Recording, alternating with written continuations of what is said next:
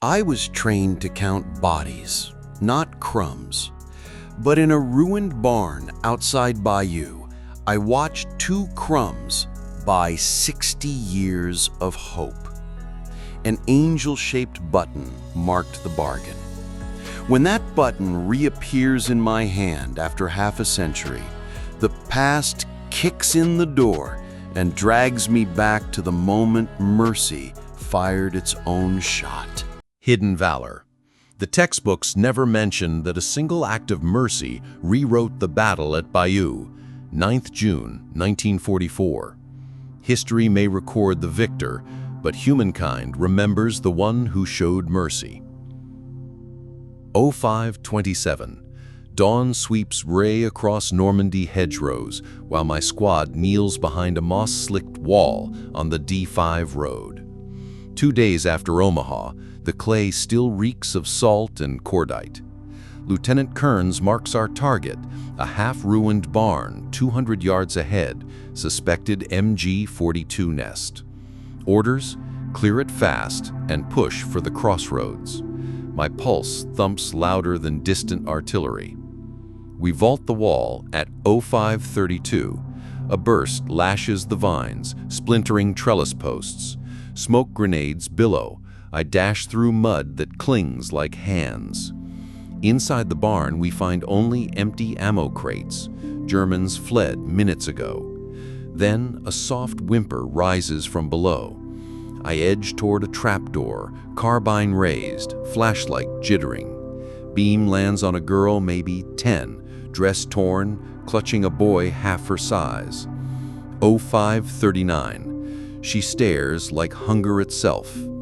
Regulations say leave civilians for follow-up units, but her ribs show through the linen. I peel a K-ration biscuit, break it in 2. She feeds her brother first, then slips half back to me with a shy "Merci, soldat," and presses a pewter angel button into my palm.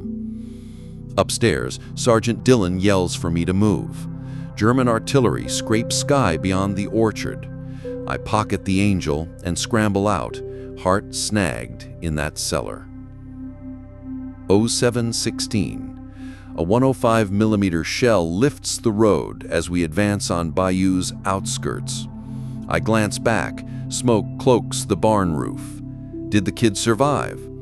No time. We cut into Rue Saint-Patrice, said a hasty line. 11:48. Corporal Nash drags in a wounded German private, begging for water. Our morphine's gone. My canteen isn't. I share it.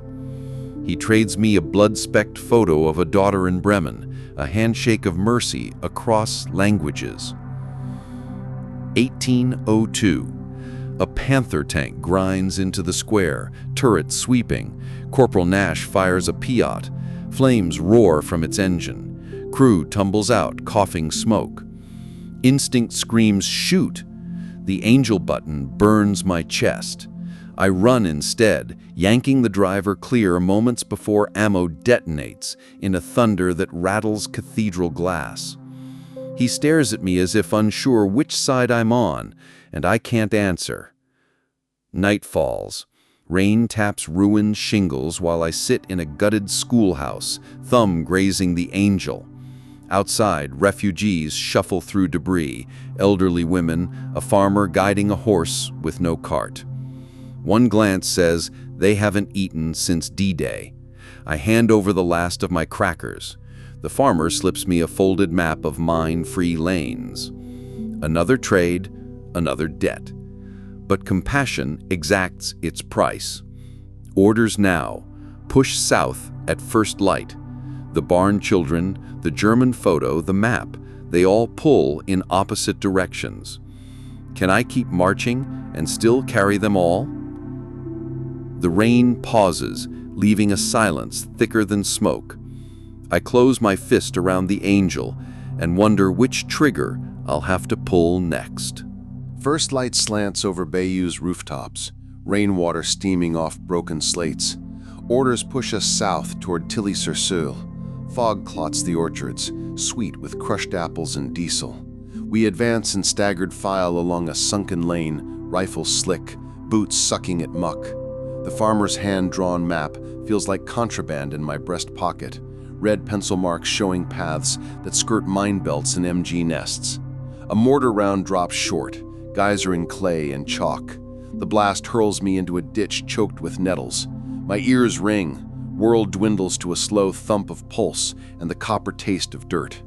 When sound returns, I hear a voice, English, cracking with pain. 10 yards ahead, a British runner lies twisted, ankle bone shining pale through wool sock. Bullets stitch the hedgerow leaves above him, MG-34 bark echoing. Smoke grenade, 2-second fuse, I yank, toss. Gray curtain blooms. I crawl, drag him by webbing straps into the ditch. His breath fogs in the chill. He thanks me between gasps, calls me Yank. I bind the ankle with torn scarf, inject half our last morphine ampule. Movement in the smoke. A German corporal steps through, helmet glistening. His rifle levels, then wavers as he spots the boy's mangled leg. Silence thicker than trench mud. I raise empty palms. He scans the map on the runner's chest, lowers his weapon, digs a canteen from his bread bag, sets it beside us. One nod, then he fades into drifting fog. For 30 heartbeats, no one shoots. When the smoke lifts, the war resumes as if embarrassed by its own pause. We breach Tilly's outskirts, stone cottages buckled, window glass crunching under soles. A nun shepherds civilians toward a cellar under the church. I recognize the cellar girl, hair longer, face still sharp with hunger. She grips her brother's hand and glances back at me, eyes widening at the angel button now pinned to my collar. Before I can reach them, a shell slams the church tower. Rubble rains, crowd scatters, dust swallows sight. When it settles, the cellar doors are shut, iron-banded, bodies crammed behind them. I pound once, but command yells for perimeter. I move, promise to return. Heat bakes the lane. Gunmetal sky threatening thunder. We set pickets along a hedgerow shaped like a question mark. Corporal Nash sifts rations, 3 biscuits for 6 men. I break mine in half and hand it to Private Lopez. He refuses until I show the angel. Debt, I say. He eats. Counterattack boils out of the tree line. Panzerfaust flashes yellow. We fall back to a shallow creek bed. Water numb at knees, we trade fire with silhouettes among poplars. A German grenade arcs, lands between me and Nash, fuse hissing. I push Nash aside, slam my helmet over the canister, dive. Shockwave punches water column skyward. Shrapnel chews bark. My back burns, but breath still comes. Nash drags me behind the bank, curses my stupidity, then binds my torn shoulder with his own field dressing. His hands tremble, not at blood, but at almost losing the man who gave him half a meal. Bullets snap overhead like breaking twigs. We return fire until barrels smoke. Dusk. Rain finally arrives, smothering powder stench. We bed down in a cowshed sagging under mortar scars. Rafters drip in steady rhythm. I unpin the angel, hold it against the tin roof's cold drip to wash off grime. Each drop rings like Morse code. Keep them alive. I fall asleep tracing the ridged wings until nerves unclench. Radio crackle jerks me awake. Word comes, our battalion pivots east tomorrow, toward Kane's ring of defenses. The nun's cellar, the children, vanish behind operational arrows on a map.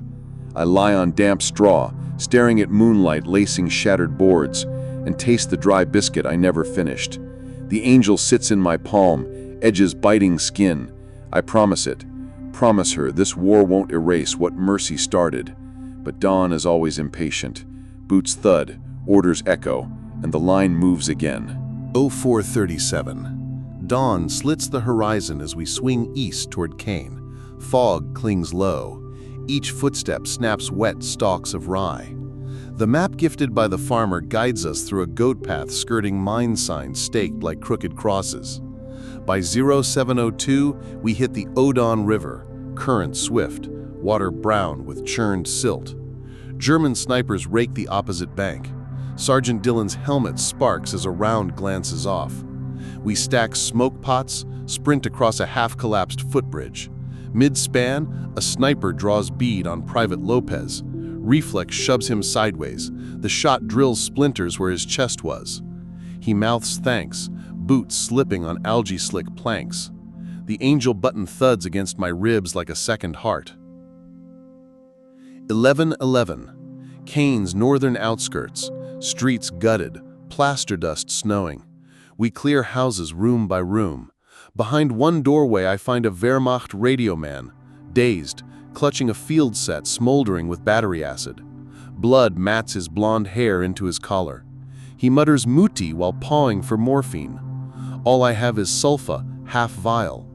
I sprinkle white powder on the gash, wrap with my spare bandage, slide his dog tag into his pocket so someone will know. He grips my sleeve, whispers "danke," and hands me a creased ration shit, a loaf promised back home, debt traded yet again. 1746. Tank engines rumble deeper, muffled by alley echoes. A French woman waves us inside a stone bakery cellar. Heat, yeast, wood smoke, first clean scent since Omaha. She tears warm boules into chunks, presses them on us. We eat until fingertips sting from crust. I leave the angel button atop her counter, a silent gratitude. 5 steps outside I turn back. She's sewing it to a small girl's shawl who lost her own mother yesterday. The angel's journey continues without me. 29 July 1944, 1508. South of Falaise. Dust tastes like chalk, skies buzz with typhoon rockets. German columns clog the pocket roads, white flags sprouting like desperate flowers. A teenage Feldwebel, barely whiskered, staggers toward our line, hands raised, throat caked in soot. Some of ours want payback, too many friends gone these past weeks, so I step in front, shouting "Prisoner!" He sags, relief pouring from his eyes. I give him my last cigarette. He offers a locket with his sister's portrait.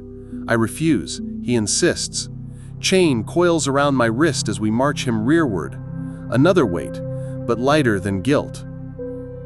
5th of May 1945, 1620. Near Lubeck. Surrender rumors swirl like pollen. British Cromwells idle beside worn-out Shermans. We share tinned peaches, pass a dented accordion between languages. At 1805, the German capitulation crackles over field radios. The forest exhales, rifles lower. Somewhere a soldier laughs too high, too long. I watch a POW give half his bread to a Russian private guarding him. Circle of mercies closing the war. 11 September 1945, 10:55, New York Harbor. Brass bands, paper confetti, brassier smiles than Paris girls. I step off gangplank, duffel thin, angel button and locket hidden in sock, map folded to softness. Reporters shove microphones, ask about glory. I think of cellar bread, sniper mercy, cigarettes traded for locket.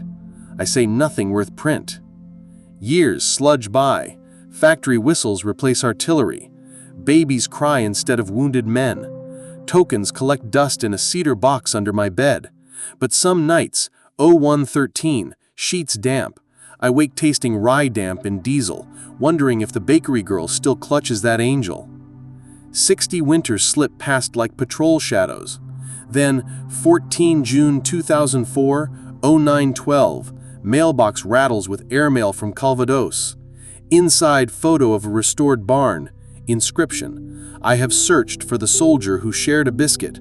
I believe you are him. Signed, Marie Claire Legrand. The return address twists my breath. The angel button's outline imprints faintly through the paper. Heart stutters to rifle cadence. I book the flight before pulse steadies. 19th June 2004, 1843. Charles de Gaulle Arrivals Hall hums with suitcase wheels and French announcements. My hands shake worse than they did on the Odon footbridge. I clutch a tin of American shortbread wrapped in twine, peace offering across 6 decades. The cedar box relics ride in my coat pocket. Baker's photo, locket, folded map, and the angel button now polished bright as a new coin. Sliding doors breathe open. A woman waits beneath the aisle letter C.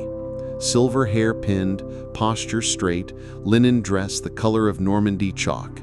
She holds an old pewter angel between thumb and forefinger.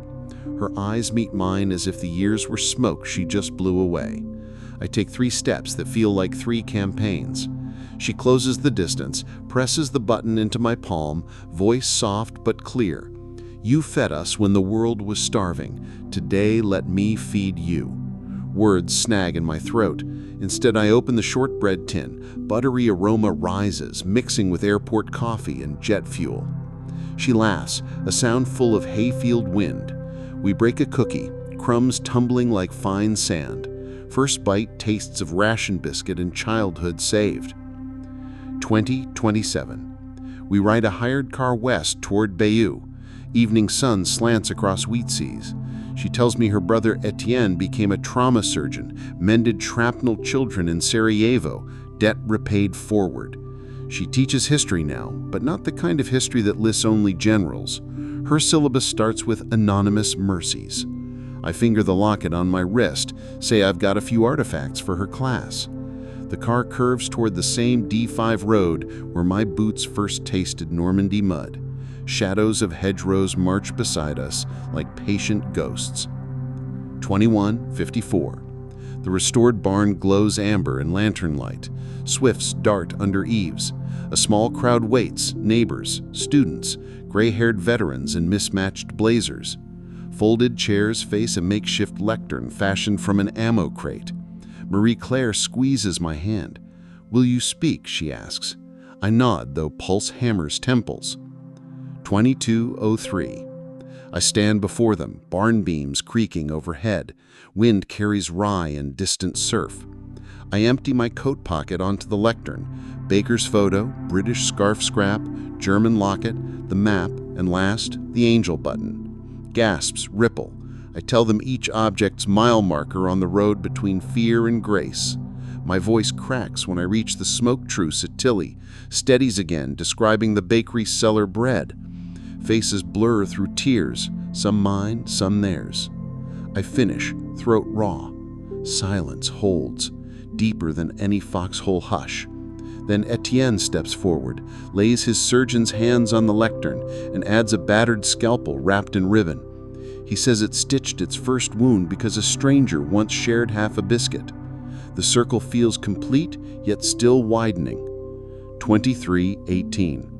Lanterns extinguish one by one. Marie-Claire and I linger in the barn doorway. Moonlight pools where hay once piled around the trap door. She leads me down worn steps. The cellar smells of cider wood and cool earth, but no hunger. On a small shelf sits the other half of that K-ration biscuit, lacquered, preserved under glass. She kept it, proof that mercy doesn't stale. I sway, knees weak. She steadies me. Her palm is warm and paper-thin, veins tracing maps no general ever drew. I open the glass case, break the biscuit into 2 equal pieces once more. We each place a fragment on our tongues. It tastes of salt, soil, and the exact moment a war rerouted. 00:02. Outside, the hedgerows whisper with summer crickets. She hands me the angel. It belongs with the one who first carried it. I shake my head, pin it back onto her shawl. No, I say, voice finally sure. It marches with you now. We part beneath a sky ribboned by Milky Way light. No band, no confetti. Just 2 figures exchanging a nod that seals a promise stronger than treaties. My taxi idles, engine ticking like an old heartbeat. Before climbing in, I look back at the barn's open doors, lantern glow spilling onto packed earth. For the first time since 1944, my chest feels light enough to breathe without flinching. Battles end, kindness doesn't. It keeps marching, and now it's my turn to carry it.